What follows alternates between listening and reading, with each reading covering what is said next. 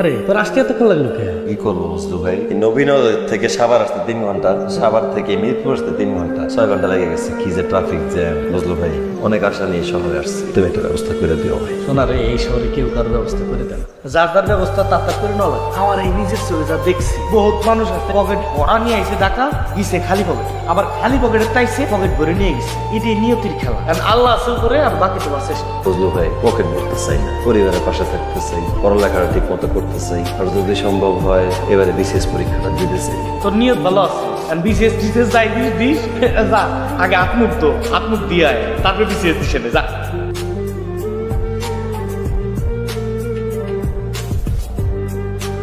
আমার মেয়ে ক্লাস 4-এ পড়ে, ওর অলরেডি 3টা টিচার আছে, তবে ম্যাথের যে টিচারটা সেই দাঁড়িয়ে ভালো পড়াচ্ছে না। ফাইনাল এক্সামে ও ম্যাথে 100-তে 96 পেয়েছে। ভাবতে পারে 4 নাম্বার কম, সেজন্য ওনাকে বাদ দিয়ে দিয়েছি। জি, বুঝতে পেরেছি। আপনার মেয়ে এখন কোথায় আছে? ওর রুমে লেখাপড়া করছে। কিন্তু টিচার, স্কুল, এরপর নিজের পড়ালেখা, আপনার মেয়ে খেলাধুলোর সময় পায় কখন? একটা ছোট মানুষের তো মানসিক বিকাশ হওয়ার জন্য খেলাধুলো করা খুব প্রয়োজন। আর খেলাধুলা, তবে হ্যাঁ মাঝে মধ্যে মোবাইলে গেমস খেলে, এই আর কি। আর এখন যে পড়ালেখার যে চাপ, খেলাধুলার সময় কই। আচ্ছা যাই হোক, আপনি কোন বিশ্ববিদ্যালয় থেকে ম্যাথে মাস্টার্স করেছেন? যে আমি কেশবপুর জাতীয় বিশ্ববিদ্যালয় থেকে রাষ্ট্রবিজ্ঞান অনার্স করেছি। তবে স্টুডেন্ট পড়ানোর অভ্যাস আমার আছে। আমাদের এলাকায় পথকলি কোচিং সেন্টারে আমি ক্লাস 9-10 স্টুডেন্টদেরকে ম্যাথ করাই। বলেন কি, আপনি ম্যাথের স্টুডেন্ট না? জি না। স্যার কি মাথা ঠিক আছে? আমি আমার মেয়েকে রাষ্ট্রবিজ্ঞানের স্টুডেন্ট দিয়ে পড়াবো। আমার মেয়ের জন্য ম্যাথের টিচার দরকার, কোনো রাষ্ট্রবিজ্ঞানের স্টুডেন্ট দিয়ে আমি আমার মেয়েকে পড়াবো না। আপনি প্লিজ আসতে পারেন। কিন্তু ম্যাম, আমি তো 4th গ্রেডের ম্যাথ করাতে পারবো। আপনি প্লিজ আসেন, আমি সোহাগ স্যারের সাথে কথা বলে নিব।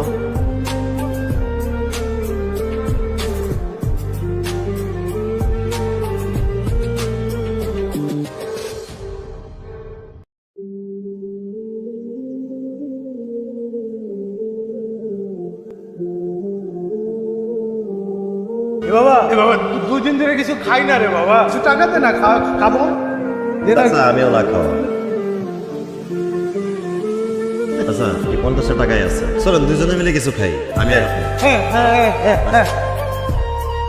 মানে কি অদ্ভুত না, নিজের কাছে টাকা নাই অথচ অন্য আরেকটা মানুষকে নিয়ে যাচ্ছে খাওয়ানোর জন্য। খুবই অবাক হলাম। চল যাই। কিরে একটু হতাশা মনে হতেছে? বুঝলো ভাই, হতাশ না হয়ে কি করবো? টিউশনিও পাইতেছি না, পাইলে নিজের যোগ্য প্রমাণ করতে পারতেছি। স্বাভাবিক না, যে শহরে ছাত্র শিক্ষক বেশি, এই সমস্যা তো নেই। আচ্ছা তাহলে তুই কি করবি, দেশে চলে যাবি? হ্যাঁ তাহলে যা। আমাদের লাগে কোনো চিন্তা করিস না। আর একটা কথা মনে রাখিস, খালাম আকার যত্ন এটা রাখুন না কেন, সূর্যের আলো দেখা যায়, তুই একদিন সূর্যের আলো জ্বালাবি। মা, তোমার শরীরটা তো ভালো না, তুমি ঘরে গিয়ে বিশ্রাম করো। তোমার কথা আমার সবসময় মনে থাকে। বাজান রে, এই যে মায়ের মন কয়, তুই অনেক বড় রে বাবা, অনেক বড় রে। মাই ঠিক কইছে ভাইজান, তোমার এখানে অনেক বড় মামলা, যাতে আমগো গ্রামের সবাই কয় দেখ গবরে পদ্ম ফুটছে। সেই ফুলের সুবাতাস যেন ও গ্রামের সব মানুষে পায়। আমিও গর্বে বুক ফুলে এত বলতে পারি আমার ফল অনেক বড় হয়েছে। হ্যাঁ বাবা। বাবা, তুমি কখনো আমাদের অভাব বুঝতে দাও না। তুমি আমার কাছে পৃথিবীর শ্রেষ্ঠ। তোমার জন্য হইলেও আমরা বড় হইতেই হইব। শুধু দোয়া করো। আসি আমি।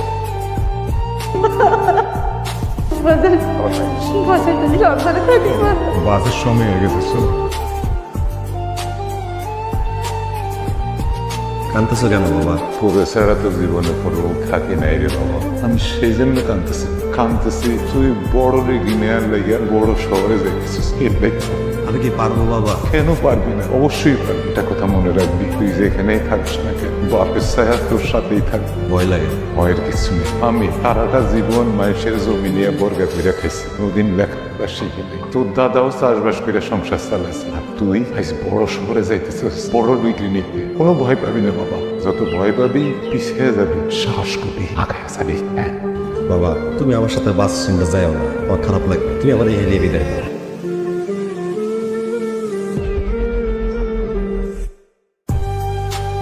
না ভাই, গ্রামে ফিরে যাবো না ভাই। শহরে আমি কিছু করতেছি, নিজের প্রমাণ করতেছি ভাই। কি কব, আমার এই যে আমাদের এলাকায় থাকতো, হ্যাঁ যার বেড়ে তুই ঘুমালি, এই সালের চাকরি নেই।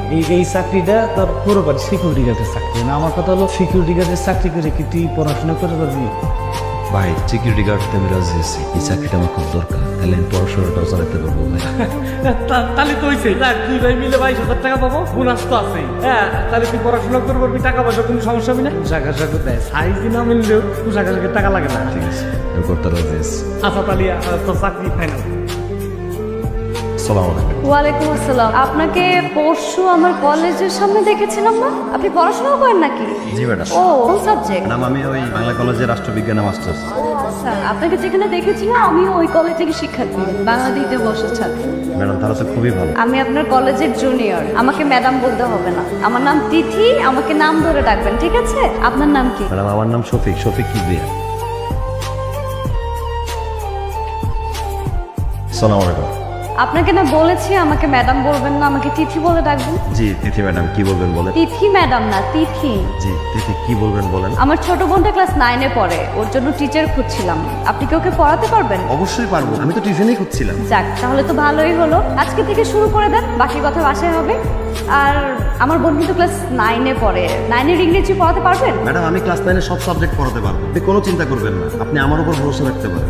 আপনার উপর ভরসা করলাম, কিন্তু আমাকে তিথি বলে বলতে হবে আর তুমি করে বলতে হবে। জি আমি চেষ্টা করব।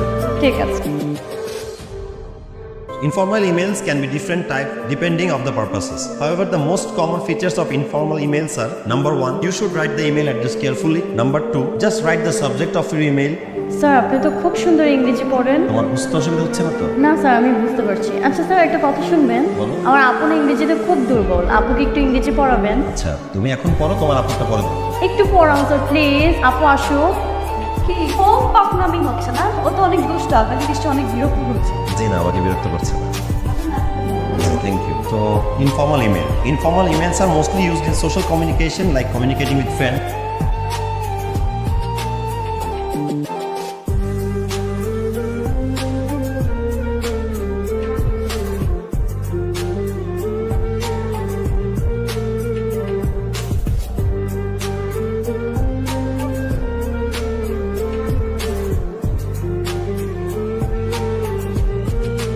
অনেকক্ষণ ধরে তো না না বলছেন, এখন আমি আপনাকে একটা শার্ট গিফট করবো, সেটা আপনাকে নিতেই হবে। আপনি আমাকে গিফট দিতে চাচ্ছেন সেটা ঠিক আছে, কিন্তু আমি তো আপনাকে গিফট দিতে পারবো না। আমার তো কোনো গিফটের প্রয়োজনই নেই। আপনি ভাইবাতে চান্স পেলে আমার সব থেকে ভালো গিফটটা পাওয়া হয়ে যাবে। আর আপনি যেহেতু ভাইবাতে যাবেন, আই থিঙ্ক আপনাকে হোয়াইটটাতে বেশি ভালো লাগবে, তাই না?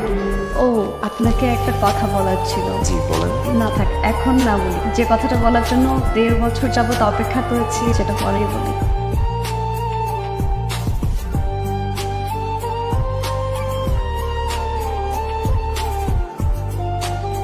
স্যার আসসালামু আলাইকুম। স্যার ওয়ালাইকুম আসসালাম। যাকে তোমার সঙ্গে আমার ব্যক্তিগত কিছু কথা ছিল। জি বলেন স্যার। ব্যক্তিগত মানে বুঝো তো?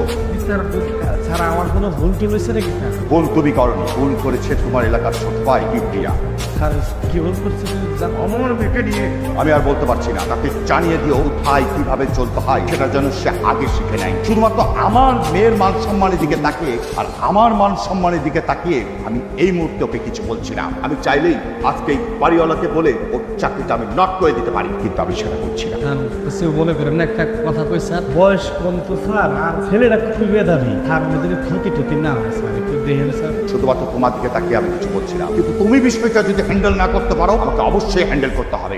না অবশ্যই স্যার, আমি নিজে এর ব্যবস্থা নিতেছি, আপনি কোনো চিন্তা করেন না। একটা কথা জানিয়ে দেবে ওকে, জানো আমার বাড়ি আশপাশে কিংবা এলাকা সীমানায় না যেন না দেখি। বুঝলো ভাই, কি এমন গোপন কথা যে আমার টাকা লাগলো? আজকে তো তোর চাকরিও নাই, টিউশনই নাই, এই বাসাও থাকতে পারবি শেষ। কিন্তু বুঝলো ভাই আমার অপরাধটা কি? তুই কি? তুই একটা দারোয়ান, তোর বাপ এখনো মানসির জমি নিয়ে বর্গা চাষ করে, আর এই বিল্ডিং এর ফ্ল্যাটের মালিকের মেয়ের সাথে যাও তুমি শপিং করবেন না? ফালতু কানকার। আরে তো কই যে এটা কত বড়, হ্যাঁ? তুই ডিগ্রি দিবে রাখিস না? আমাদের গ্রামে একটা ডিগ্রি পাস করে আর তুই বিসিএসে টিকছিস। 14 গ্রামে এরকম একজন আছে নাই? আর এই জায়গায় তুই বিসিএসে টিকছিস। তোর বাবার কথা ভাবছিস, তোর মার কথা ভাবছিস, একটাবার জন্য কি গ্রামবাসীর কথা ভাবছিস? এখন যদি তোর কোনো ক্ষতি হয় এটা দায়ভার কার? হ্যাঁ কার দায়ভার কার? তুমি কোনো চিন্তা করো না বুঝলো, আমি এই বাসা ছেড়ে চলে যাবো। তোমার চোখের সামনে কখন করতে চাই না বুঝলো।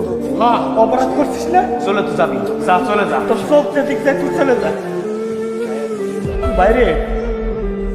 তোর যে লক্ষ্য, এই লক্ষ্যের থেকে কোনো জায়গায় তোর ইচ্ছা শোনা দেখ, তোর দিকে কিন্তু মেলা মানুষ, আমাদের পুরো গ্রামের লোক টাকা রয়েছে। তোর কি যে সব নিয়ে ঢাকা আসছিস ওই সব ঠিক করে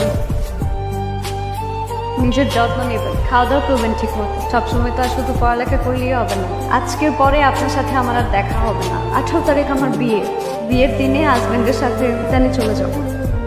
আপনার বিজনেসের ভাইবার রেজাল্টটা দিলে যদি আপনি টিকে চান ফেসবুকে একটা স্ট্যাটাস দিন, আমি দেখে নেব। ও আপনার তো ফেসবুক অ্যাকাউন্ট নাই, তাহলে আমাকে একটা ফোন দিন। আমার ফোনও তো সুইচ অফ থাকবে। আচ্ছা, আমার জানার দরকার নাই। আপনার জন্য একটু রান্না করে নিয়ে আসছি। এটাই মনে হয় আমার হাতের লাস্ট রান্না করা। খাবো থাকবে। রেজাল্ট দিলে কি যেন বলতে চেয়েছিলেন? সেটা এখন বলে আর কোনো লাভ নেই। আমি কি আপনার হাতটা একটু ছুঁয়ে দেখতে পারি?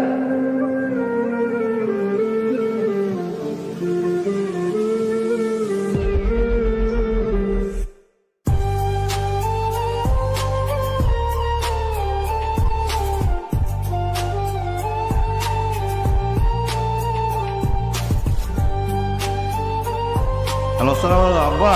বাবার একটু মহান না, তুই জলদি বাড়ি ফিরে।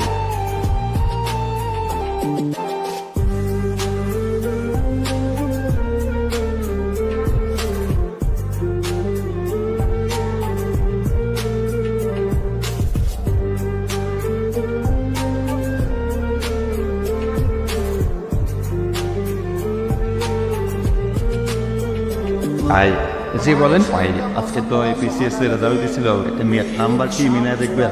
হ্যাঁ হ্যাঁ অবশ্যই বলেন, রোল নাম্বারটা বলেন। ভাই এই রোল তো পরীক্ষায় উত্তীর্ণ হয়েছে ভাই, এই রোল নাম্বারটা আমার। বলেন কি? প্রিয় ভাই ও বোনেরা, আমাদের এই যাত্রী ভাই বিসিএস পরীক্ষায় উত্তীর্ণ হয়েছে। সে একদম বিসিএস ক্যাডার হয়েছে। সবাই তার জন্য করে জানি।